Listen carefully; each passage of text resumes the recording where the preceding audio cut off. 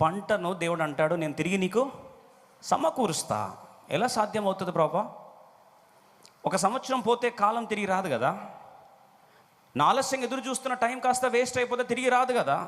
బహుశా ఈరోజు బంధాల్లో కానీ, నీ కెరియర్లో కానీ, వివాహంలో కానీ, పిల్లల విషయంలో కానీ, లేదా నీ రావాల్సిన ప్రమోషన్ విషయంలో కానీ, కోర్టులో నుంచి తీర్పు రావాల్సిన ప్రాంతంలో కానీ, లేదా నీ యొక్క భూమి విషయంలో కానీ, నీ పంట విషయంలో కానీ, ఎక్కడెక్కడ నువ్వు నష్టపోతూ వచ్చావో, రెంట్ల విషయంలో కానీ, రావాల్సిన ప్రాంతం ఇవ్వాల్సిన వారు ఇవ్వకుండా నేను వేధిస్తుండగా వారు అభివృద్ధి పొంది నువ్వు నష్టపోతూ ఈ విధంగా ఎక్కడ గాయపడుతూ వచ్చావో, దేవుడు నీ గాయాన్ని చూసిన దేవుడు. God has seen your pain.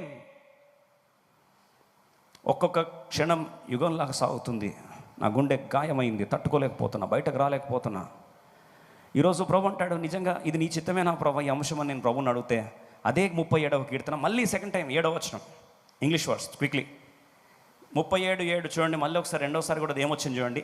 Rest in the Lord and wait patiently for him, fret not thyself because of him who prospereth in his way, because of the man who bringeth wicked devices to pass. Don't get frustrate అవ్వద్దు. మళ్ళీ దేవుడు జ్ఞాపకం చేస్తూ వచ్చా. ఈరోజు frustration గుండా నువ్వు వెళ్తున్నట్లయితే, ఈరోజు దేవుడు నీతోనే నేరుగా సూటిగా ఈరోజు దేవుడు నీతో మాట్లాడి నీ గాయాన్ని ఈరోజు మాన్పాలనడానికి దేవుడు నీతో మాట్లాడటకై 2 వ్యక్తుల జీవితాన్ని మీకు పరిచయం చేయాలని ఆశపడుతున్నానండి. 2 వ్యక్తులు, ఒక బ్రదరు, ఒక సిస్టర్, ఇద్దరిని జ్ఞాపకం చేయాలని ఆశపడుతున్నా. మొదటి వ్యక్తి కారణ జన్ముడు. ఆయన పుట్టుక కొరకు కొన్ని వందల వాగ్దానాలు ఆయనకి సపోర్ట్గా నిలబడ్డాయి. 430 సంవత్సరాల వాగ్దానాల చరిత్రకు నిలువెత్తు నిదర్శనంగా నిలబడ్డాడు ఆ కుమారుడు.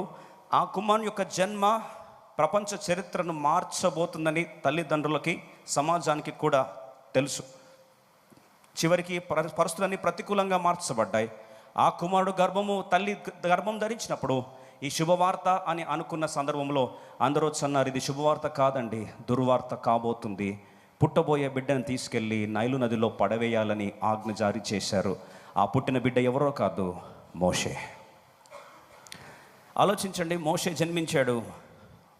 వందల వాగ్దానాలు ఆ జన్మ గురించి రాయబడ్డాయి. 430 సంవత్సరాల టైం కూడా నెరవేర్చబడుతున్న సమయం అది. నిర్ణీత సమయంలో కుమారుడు పుడుతున్నాడు అన్నప్పుడు కుటుంబాలంతా కూడా సంతోషపడాల్సిన వార్త, కుమారుడు పుడితే తీసుకెళ్ళి నైల్ నదిలో పడవేయాలనే రాజాజ్ఞ ఉన్నప్పుడు, ఈ భయంకరమైన గాయపరచబడే పరిస్థితుల్లో ఆ కుమారుడు జన్మించాడు. ఆ కుమారుడు జన్మించినప్పుడు తల్లి సంతోషపడాలా లేదా భయంతో ఏడవాలా? ఈ కుమారుడు భవిష్యత్తు అగ్నిగోచరం అవుతుందని చెప్పి సందేహం మధ్యలో చితికిపోవాలా?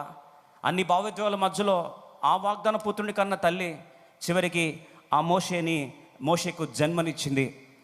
ఆ మోషే జన్మించిన పిమ్మట ఎన్నో అద్భుతాలు, ఆశ్చర్యకార్యాలు దేవుడు చేస్తూ ఆ కుమారుని తీసుకెళ్ళి డైరెక్ట్గా కుమార్తె యొక్క చేతిలోకి పంపించాడు భద్రంగా. ఇక అయిపోయింది, ఆయన స్టోరీ అద్భుతంగా, కథ తిరిగింది అని అందరూ అనుకుంటున్నారు. ఇప్పుడు ఆ తల్లి, పెంచుకుంటున్న తల్లి ఆ కుమారుడికి సకల విద్య ప్రవీణత నేర్పించడానికై ఐగుప్తు యొక్క యూనివర్సిటీస్లో టాప్ మోస్ట్ ప్రొఫెసర్స్ అందరినీ పిలిపించి బెస్ట్ కోచింగ్ ఇవ్వడం ఆరంభించింది.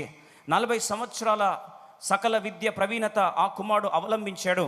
అన్ని సబ్జెక్ట్స్ అన్నీ కూడా అవపాసన బట్టి విద్యార్జనకు తారాస్థాయిగా నిలబడి అన్ని సకల విద్యలో ప్రవీణత పొందిన 40 సంవత్సరాల వయసు రానే వచ్చింది. ఇప్పుడు ఈ వయసులో ఆ కుమారుడు ఒక్కసారి చరిత్ర సృష్టించబోతున్నాడని ఆ వ్యక్తికి కూడా అర్థమైపోతూ ఉంది. పెరుగుతున్న ప్రతి గడియ, ప్రతిరోజు ఉగ్గుపాలతో తల్లి చెప్తున్న మాట ఒకటే, నువ్వు కారణ జన్ముడివి, నువ్వు జన్మించిన జన్మలో ఒక విశేషత ఉంది.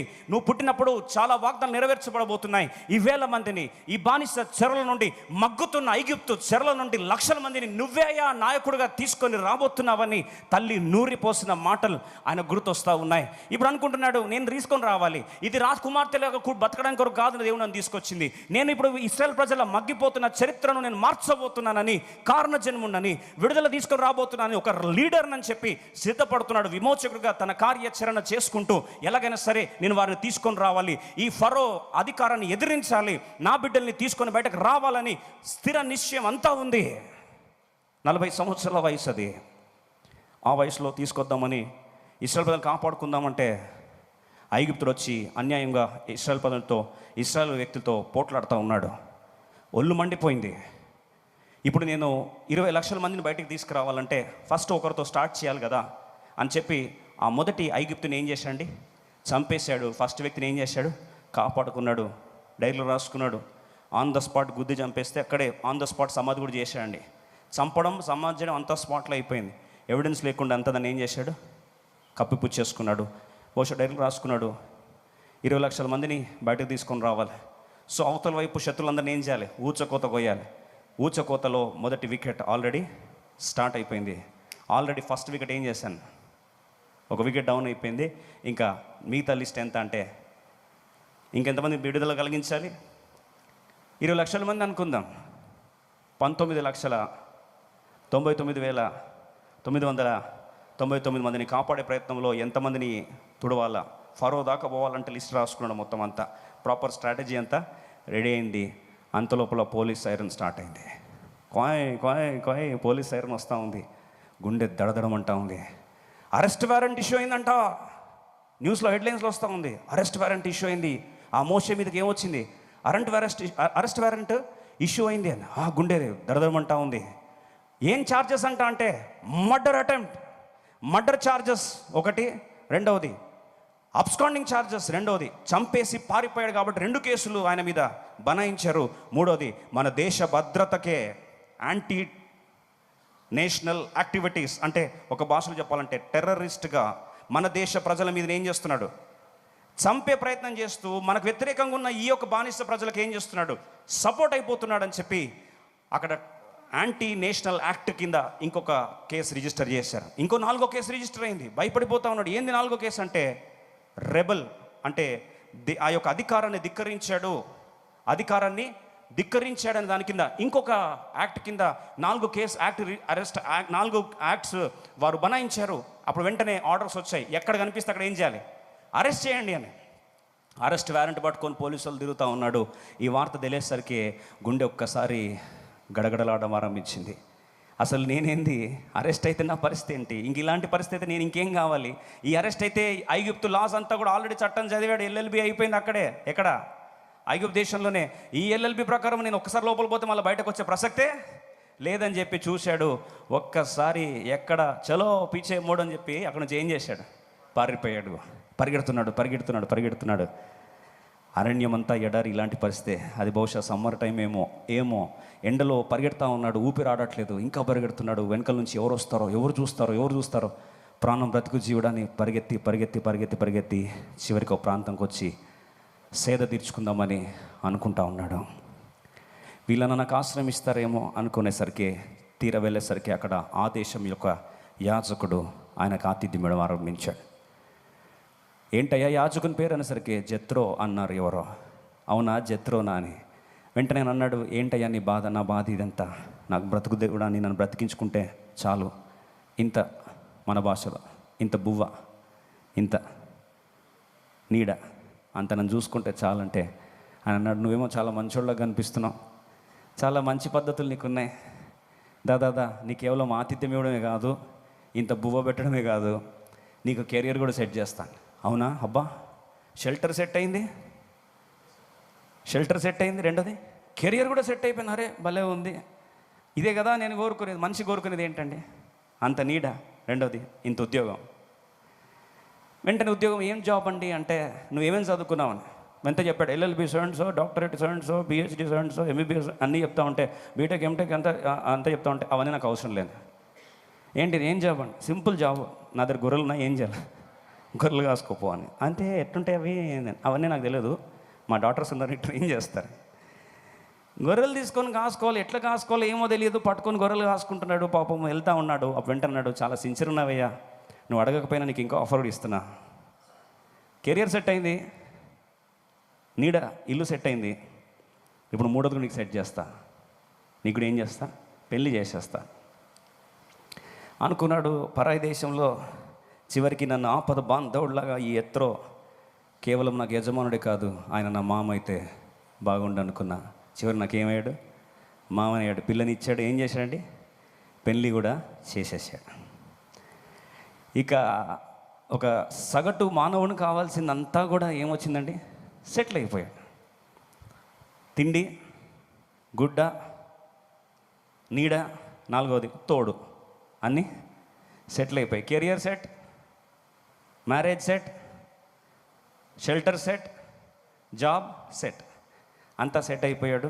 ప్రతిరోజు ఉదయకాలం హడి హడి హడి హడి జూజు జూజు స్టార్ట్ తీసుకుని వెళ్తూ ఉన్నాడు. ఉదయకాలం వెళ్ళాలి, ఎండకి ఎండాలి, వర్షానికి నానాలి, గొంగడు ధరించుకోవాలి, చేతిలో కర్ర పట్టుకోవాలి. ఆ కర్ర పట్టుకొని సీనాయి పర్వతం, హోరేబ్ ప్రాంతం, అరణ్యం తిరుగుతూనే ఉన్నాడు డైలీ. సాయంత్రం సిన్సియర్ ఇంటికి వస్తున్నాడు, ఇచ్చిన పని సిన్సియర్గా చేస్తున్నాడు. జాబ్ వస్తుంది, శాలరీ టైం పడుతుంది. శాలరీ పడిపోయిన తర్వాత ఇచ్చిన భార్య చూసుకుంటుంది బాగా, ఆ భార్య ఈయన బాగా చూసుకుంటున్నాడు. అలా కాంప్రమైజ్ లైఫ్ బ్రతుకుతూ ఉన్నాడు. వాగ్దానాలన్నీ కూడా గుర్తొస్తున్నాయి, కానీ ఆ వాగ్దానాలు ఎవరికి కావాలా? దేవుడు నెరవేర్చేది లేదు, పట్టేది లేదు. నువ్వు కారణ జన్ముడు, మా అమ్మ మస్తు చెప్పిందిలే, కారణ జన్ముడు లేదు, ఇంకేం లేదు, కకృతి లేదు, ఏమీ లేవు అని చెప్పి ఏం చేశాడు?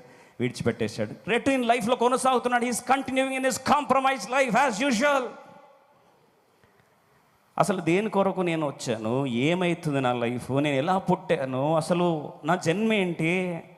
నా కొరకు నేను చచ్చిపోవాల్సిన నైలు నది కాస్త నా కొరకు రక్షణ నదిగా మార్చిన దేవుడు, జమ్ము పెట్టెలో నన్ను కాపాడుకున్న దేవుడు, నేరుగా తీసుకెళ్ళి రాజు కుమార్తె చేతిలో పెట్టిన దేవుడు, సకల విద్య ప్రవీణత నాకు ఇచ్చిన దేవుడు. అసలు నా లైఫ్ ఏమైంది? ఎందుకు ఇలా అయిపోయాను? చివరికి పిచ్చోళ్ళగా పరిగెత్తడం ఏంటి? గొర్రెల కాపరిగా బతుకుతున్నానేంటి? ఈ ఆలోచనలన్నీ తనని కలిచివేస్తున్నాయి. కానీ ఒకటే మాట వస్తుంది, అవన్నీ ఆలోచించే ఏదో చేద్దామని ఏదో చేయగాల్చుకున్నా. ఇంకోసారి అట్లాంటి పిచ్చి పనులు నేను చేయొద్దు. అత్యుత్సాహం ఎక్కువై ఏదో పెద్ద నాయకుడిని ఫీల్ అయిపోయి బాధ్యత అంతా నాదే అనుకొని ఒక్కసారి కిక్ బాక్సింగ్ చేశా. దాని తర్వాత 4 కేసులు నా మీద బనాయించారు. జీవితంలో ఇట్లాంటి పిచ్చి పనులు మళ్ళీ చేయనని. ప్రభా, రాంగ్ థింకింగ్ ప్రభు, అంతా నన్ను క్షమించిన ఆయన అని పాపం మనలాగా ప్రార్థన చేసుకున్నాడు. ఆ పిలుపొద్దు, ఆ ఏర్పాటొద్దు, నా బతుకు నేనేదో బ్రతుకుతా, చల్లగా ఉంది గొర్రెల కాపరిగా. చాలా అండి, లైఫ్ సెటిల్ అయిపోయింది, పిల్లలు పుడుతున్నారు, ఇక నా గొర్రెలు కూడా ఫ్లరిష్ అవుతున్నాయి. చాలా అండి, నా లైఫ్ ఇదే, చాలా హ్యాపీగా ఉన్నానని చెప్పి రాజీ పడిపోయాడు. He didn't want to come out of his comfort zone. 80 సంవత్సరాలు అయిపోతున్నాయి. 79th బర్త్డే కూడా అయిపోయింది. బహుశా 79th బర్త్డే అప్పుడు కూడా కీర్తన రాసుకుంటున్నాడు. ఏమని తెలుసా అండి? నరుని ఆయుష్కాలము 70 సంవత్సరాలు. ప్రభా, నాకు 79 years ఇచ్చావు నాయన, వందనాలు ప్రభా. మోషని రాశాడండి కీర్తన, మళ్ళీ అట్లా చూడకండి. అధిక బలమున ఎడల 80 సంవత్సరాలని. ప్రభా, అధిక బలం దాకా తీసుకొచ్చి ఇంకొక సంవత్సరంలో స్టోరీ అంతా ఏమవుతుంది? అది అయిపోతుంది. నెక్స్ట్ ఇయర్ కూడా బర్త్డే థ్యాంక్సింగ్ పెట్టుకొని నేను ఆరాధిస్తా ప్రభా. 80th బర్త్డే కూడా కేక్ కట్ చేసి అడగండి. మళ్ళీ 80th బర్త్డే కూడా సెలబ్రేట్ చేసుకుంటున్నాడు. అధిక బలం ఉండేటలు ఎంత అండి? 80. అయిపోయింది. అధిక బలం ఉంది, అన్నీ అయిపోయింది. వాటి వైభవం అంతా కూడా ఆయాసమే, దుఃఖమే, నా బతుకంతా దుఃఖమే, నా బతుకంతా ఏడుపే. 80 సంవత్సరాలు వేస్ట్ అయిపోయాయి. ఇంకా నేను జీవితంలో దేవుని సంవత్సరాలన్నీ కూడా వృధా అయిపోయి, నా జీవితంలో నేనేంది కారణ జన్ముడిని, నేనేంది పిలుపుకు వాడబడేది, నేనేంది వాగ్దానాల పుత్రుడిని, నేనేంది దేవుని కొరకు మహిమ కొరకు వాడబడేది. ఇదంతా మిథ్య, ఇదంతా కేవలం భ్రమ, ఇదంతా దేవుడు చేసేవాడు కాదని విరక్తి చెంది 80వ సంవత్సరం యథావిధిగా గొర్రెలు తీసుకొని బయలుదేరి హోరేబు పర్వతం ఎక్కాడు. సీనాయి పర్వత శిఖరాలు ఒక్కొక్కడు తిరుగుతూ ఉన్నాడు. ఆకస్మికంగా దేవుడు పిలుస్తున్నాడు, మోషే మోషే అని. ఎవరు నన్ను పిలుస్తున్నారు? ఎవరు ఇక్కడ పిలుస్తున్నాను? తిరిగి లోపల మండుచున్న పొద, బగ్గు మంట ఉంది. అసలు ఇంకా ఆరిపోతేమో చూస్తాను, కొద్దిసేపు ఆగాడు, ఆగిపోట్లే, ఇంకా మంట ఉంది, ఇంకా మంటుంది. ఆగిపోయినసరికి మోషే చెప్పులది. అది దేవుని సన్నిధిని గుర్తిరిగాడు. చేతులు అనుకుతున్నాయి, చెప్పులు పక్కన పడేశాడు, లోపలికి వచ్చాడు. మోషే బయలుదేరు మోషే. బహుశా ఆలోచించండి, ఆ సందర్భంలో నువ్వు నేను ఉంటే ఒకటే మాట అనేవాళ్ళం, ప్రభా నేనా? ఆయన కూడా అన్నాడు, లార్డ్ నన్ను పిలుస్తున్నా ప్రభా అంటే, నిన్నే పిలుస్తున్నా మోషే. బాబా, నన్ను పిలిస్తే నేను దేనికి పనికొస్తాను ప్రభా? నాకంతా నోటి మాంద్యము, మాట మాంద్యము, నాకు నేర్పరితనం లేదు, నాకు అస్సలు సామర్థ్యం కాదు. ఇంకేమన్నా వాడుకో ప్రభా, నన్ను వాడుకునే ప్రసక్తి లేదు ప్రభా. 80 సంవత్సరాలు ఏమైనాయి? వేస్ట్ అయిపోయాయి. 0 hope ఫర్ మై రెస్టరేషన్. 80 సంవత్సరాల్లో జరగంది ఇంకేం జరుగుతుంది ప్రభా? బలం ఉంటే, ఆయుష్కాలం ఉంటే 70 సంవత్సరాల్లో నన్ను జీవితం బాగు చేయలే. అధిక బలం ఉంటే 80 సంవత్సరాలకు వచ్చింది, నా జీవితం బాగుపడలే. ఇంకా 80 years పెట్టుకొని నేను ఏం వాడబడతా ప్రభా నీ కొరకు? ఐ యామ్ ఉన్నవాడను అనువాడ నేనే. ఏంటి ప్రభా? ఇది ఉండి కూడా వాళ్ళు అంటారు, ఎవరు పంపించారు నిన్ను అడుగుతారు ప్రభా. ఎందుకంటే ఒకప్పుడు ప్రయత్నించి ఓడిపోయాను ప్రభా. నడులే ప్రభా, నోటి మాంద్యం ఉంది ప్రభా. ఈ నోరును పుట్టించేవారు ఎవరు? మాటలు రాట్లే, ప్రభు కోపం మండుతూ ఉంది. నేను నిన్ను పంపిస్తున్నా, వెళ్ళు. చేతిలో ఏముంది? ప్రభాకర్ ఉంది. ఒకసారి చూడు, కర్ర పాము అయింది, భయపడడం ఆరంభించబడ్డాడు. ఇంతవరకు ఇది మోషే కర్రే, ఈ రోజు నుంచి ఇది దేవుని కర్ర కాబోతుంది. ఇంతవరకు ఇది పర్వతం, హోరే పర్వతం, ఈ రోజు నుంచి ఇది దేవుని పర్వతము కాబోతుంది. ఇంతవరకు నువ్వు సామాన్యమైన వ్యక్తివి, ఈ రోజు నుంచి నువ్వు దైవ జనుడివి. You are a man of God and your rod is going to be the rod of God and this mountain is going to be the mountain of God. ఒకసారి ఆలోచించండి, 80 సంవత్సరాలు వృధా అయిపోయిన ఒక వ్యక్తి జీవితంలో నిజంగా దేవుడు సంవత్సరాలు సమకూర్చగలడా? ప్రార్థన చేస్తున్నప్పుడు దేవుడు ఒక మాట మాట్లాడడం ఆరంభించాడు. 1 కొరింథీ 10వ అధ్యాయం, 1 Corinthians chapter 10, సవాలుతో కూడిన మాట. 1 కొరింథీ 10వ అధ్యాయం 1-2 వచనాలు కలిసి చదువుకుందాం. స్టోరీ అక్కడ కట్ చేస్తాం. 80 సంవత్సరాలు వృధా చేసుకున్న ఒక దైవజనుడు, ఒక వ్యక్తి పిలుపులో, ఏర్పాట్లో ఒక్కరోజు yes Lord here am I, ఇక్కడ నేను నన్ను వాడుకో ప్రభువా అని తల వంచి, శిరస్సు వంచి, మండుతున్న పొద అనుభవంలో దేవుని పిలుపుకు ఒక్కసారి ఆహుతికి అప్పగించుకున్నాడు. నువ్వు ఏం చేస్తావో చేసుకో ప్రభువా అని ప్రభు చేతికి అప్పగించుకొని సరెండర్ అయ్యాడు. ఆ వ్యక్తిని దేవుడు 80 సంవత్సరాలు వృధా అయిపోయిన వ్యక్తి జీవితాన్ని ఒక్కసారి దేవుడు కదిలించడం ఆరంభించాడు. రాత్రికి ఆయన యొక్క సక్సెస్ రేట్ ఏంటో 1 కొరింథీ 10వ అధ్యాయం 1-2 వచనాలు కలిసి చదువుకుందాం. సహోదరులారా, ఈ సంగతి మీకు తెలియకుండా నాకు ఇష్టం లేదు. అదేదనగా మన పితరులందరూ మేఘము క్రింద నుండిరి, వారందరూ సముద్రంలో నడిచిపోయిరి. 2వ వచనం, అందరూ మోషేను బట్టి మేఘములోను సముద్రములోను బాప్తీసము పొందిరి. ఎవరు బాప్తీసం అండి? ఎవరిని బట్టి? గట్టి చదువుతాం. ఎవరిని బట్టి? మోషేని బట్టి బాప్తీసం అంట. ఇప్పుడు ఇదేం బాప్తిసము? మోషే బాప్తిసం. సరే, మోషే బాప్తిసం ఎంతమంది తీసుకున్నారు? 2వ వచనం, అందరూ మోషేను బట్టి మేఘంలోను సముద్రంలో బాప్తిసం పొందిరి. మరి మోషే బాప్తిసం ఎంతమంది తీసుకున్నారట? అప్రాక్సిమేట్గా ఇశ్రాయేల్ ప్రజలు సైన్యమే 6 లక్షల మంది. అందరు కలుపుకుంటే minimum number 20 lakhs, maximum number 30 lakhs. Approximate వేస్తున్నా. 20 లక్షల నుండి 30 లక్షల మంది ఇశ్రాయేల్ ప్రజలు విడుదల పొందినవారు. వారు రాత్రికి, బాగా వినండి, రాత్రికి మోషే చేతుల ద్వారా ఎంతమంది బాప్తిజం తీసుకున్నారు? 20 lakhs to 30 lakhs. ఇప్పుడు మీరు చెప్పండి, మీరే ఆలోచన 2 నిమిషాలు. ప్రపంచంలో ఎవరైనా ఒక్క స్ట్రోక్లో 20 lakh to 30 lakhs పీపుల్కి బాప్తిసం ఇచ్చిన దైవజనుడు ఉన్నాడా? ప్రపంచంలో ఎవరో ఉన్నారా? లేరు. మరి ఇప్పుడు ఈ మోషే రికార్డ్ ఏంటంటే ఆల్ టైమ్ రికార్డ్. ఏం రికార్డ్ అండి? All time record, historical record. ఆ రికార్డ్ని ప్రపంచంలో ఎవరు కొట్టలేరు, ఇంక్లూడింగ్ ప్రొఫెషనల్ బాప్తిసం ఇచ్చు యోహాను కూడా. అసలు యోహాను పేరే ఏం పేరండి? స్పెషలిస్టే బాప్తిసం ఇచ్చి యోహాన్. బాప్తిసం ఇచ్చి యోహాన్ అని పేరు పెట్టుకున్నా సరే, బ్రదర్ జాన్ ద బ్యాప్టిస్ట్ గారు, మీ పేరే జాన్ ద బ్యాప్టిస్ట్ కదా, మరి మీరు మోషే రికార్డ్ని బ్రేక్ చేయగలరా? ఒక రాత్రి 20 లక్షల నుంచి 30 లక్షల మందికి మీరు బాప్తిసం ఇవ్వగలరా అంటే, అమ్మో బాబోయ్, నా గుండె, నా సామర్థ్యం చాలదే అంట. 80 సంవత్సరాలు వృధా అయిపోయిన వ్యక్తి జీవితాన్ని ఒక్కసారి I surrender to your calling, నీ పిలుపుకి ఏమవుతా? శిరస్సు వంచుతా ప్రభా, కష్టమైన నష్టమైన బాధైనా తట్టుకోలేకపోయిన ఎక్స్పెక్టేషన్ అగేన్స్ట్ అని ఏదైనా సరే నీ పిలుపుకి ఏం చేస్తా? బాంచాన్, శిరస్సు వంచుతా, ప్రశ్నించను ప్రభా, హియర్ యామ్ ఐ, నన్ను వాడుకో అంటే ఒక రాత్రికి 80 సంవత్సరాలు వేస్ట్ అయిపోతే, 80 సంవత్సరాలు వేస్ట్ అయిపోయి అధిక బలము కూడా స్టోరీ అయిపోయింది ప్రభా అంటే, 80 సంవత్సరాలు వేస్ట్ అయిపోయిన స్టోరీని ఒక రాత్రికి సక్సెస్ రేట్ ఎంత అండి? 20 లక్షల మంది బాప్తిసం. ఎలా ఉండొచ్చు అండి? ఆలోచించండి. ఆ ఎర్ర సముద్రంలో పాయలుగా జీలుతూ ఉంటే, అందరూ ఆ ఎర్ర సముద్రం దాటుకొని లక్షల మంది బయలుదేరిపోతూ ఉంటే, అదే టైంలో ఆ లక్షల మంది ఆ రాత్రి కళ్ళు దుడుచుకుంటొచ్చు బహుశా. ఏంటి నేను ప్రభా 80 సంవత్సరాలు నేనంతా అట్లా అయిపోయింది, వేస్ట్ అయిపోయింది ప్రభా, నన్ను కూడా వాడుకోలుతావు ప్రభా, 80 years వేస్ట్ అయితే ప్రభా, రాత్రికి ఏంది ప్రభా ఇది స్టోరీ ఏంది? అప్పుడు ఒక్క వ్యక్తిని కాపాడుకోవడానికే అన్ని 4 కేసులు పడ్డాయి నా మీద. ఇప్పుడు ఇదేంది ప్రభా, 80 సంవత్సరాల ముసలి వ్యక్తి జీవితంలో నువ్వు ఇంత చేయగలవా ప్రభా? తీరా చూసే లోపల లక్షల మంది ఆ ఎర్ర సముద్రం దాటి వెళ్తూ ఉన్నారు. కళ్ళ ముందే ఫరో సైన్యం ఏమైందండి? జల సమాధి అయిపోతూ ఉంది. Unbroken record, historical record, and all time record. ఈరోజు ఈ వాక్యం దేవుడు ఎవరి కొరకు తెలియదు. వేస్ట్ అయిపోయింది ప్రభా, వెయిట్ చేసి ఆ ఇయర్ వేస్ట్ అయింది, ఇయర్ వేస్ట్ అయింది, ఇన్ని సంవత్సరాలు వేస్ట్ అయింది ప్రభా, ఈ సంవత్సరాలు తిరిగి రావు కదా ప్రభా అంటే మోషే అంటాడు, నాకంటే ఎక్కువ వేస్ట్ అయిందా మీకన్నా. ఇక్కడ 8 years అబౌవ్ ఎవరు ఉన్నారండి? ఎవరు ఉన్నారా? 80 సంవత్సరాల కంటే ఎక్కువ లాస్ అయిన వాళ్ళు ఎవరు ఉంటే మీ సాక్ష్యం దేవుడు మోషే కంటే ఎక్కువగా భవిష్యత్తులో స్థిరపరచును గాక. నాకు తెలిసి 8 కంటే ఎక్కువ ఎవరు లేరండి. ఒకటే, లేట్ అయినా వేస్ట్ అయినా ప్రజలందరూ వీరు దేవుడు ఏమైపోయాడన్నా సరే, మోషే ఆ వాగ్దానానికి ఏం చేశాడు? ఆయన పిలుపుకి అగ్ని మండుచున్న పొదలో నుండి వచ్చిన శబ్దానికి ఏమయ్యాడు? శిరస్సు వంచాడు, దేవుడు ముద్రించాడు. 80 సంవత్సరాలు చేయలేకపోయిందాన్ని దేవుడు ఒక్క రాత్రికే ముగించేశాడు.